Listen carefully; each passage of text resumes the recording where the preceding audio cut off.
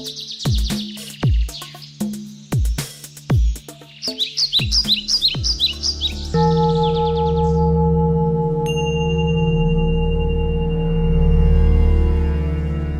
the aftermath of World War II, religious leaders began re-examining their role in the peace process. For it seemed clear that in an atomic age, the world would either embrace values that unite all faiths, or there might be no world at all.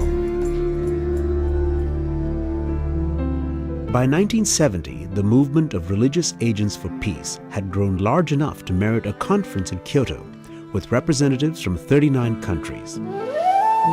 From these assemblies emerged a vision of religions working together as a global family, to share resources and establish in unity an approach to peace that no one religion could do on its own. We have only one request in Religions for Peace.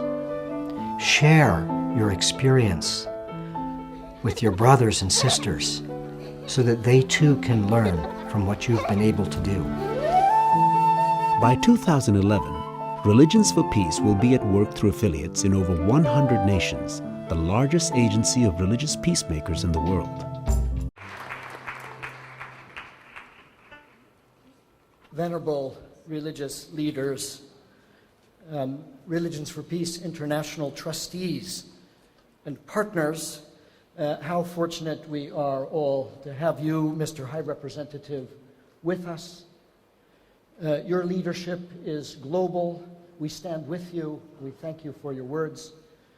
Father Ayusu, we ask you to convey back to the Holy Father our gratitude for his support and for the support that he is offering to religious believers around the world. And so we appreciate this so deeply. Dear friends, we are, many of us, old friends in this room, and there are also new friends in this room, and this brings us joy. And I see you, Sheikh Bembeya, as one of our new friends, even though you feel like the oldest of friends for us, and many others as well. And let me offer 3 points for our consideration. First, points with us. First, peace is positive. Each person here knows that for his or her religion, peace is supremely positive. So supremely positive that religious believers are willing to sacrifice themselves for others out of love and compassion. We recall Hindu Mahatma Gandhi fasting, then losing his life. We recall Jewish rabbis Abraham Heschel and Maurice Eisendrath, locked arm in arm with African Americans in their captivity. We recall Pastor Dietrich Bonhoeffer, hanged for standing against the obscenities of Nazism, and Mother Teresa, large and small, out of their supremely positive visions of peace. The lesser good is willingly surrendered for the greater good, or the supremely good. Sometimes this is done at the heart of the Religions for Peace, peace's positive vision of peace, a multi-religious vision express peace, call for common action. It is the light of our shared positive vision of peace that brings into bold relief the bitter contradictions, the searing personal failures, and the deadening social exclusions that so wound our human experience. From our beginning proliferation of arms, including weapons of mass destruction, the chokehold of extreme poverty, mindless assaults on nature, the horror of preventing the perverse misuse of our religions in support of violence and terrorism.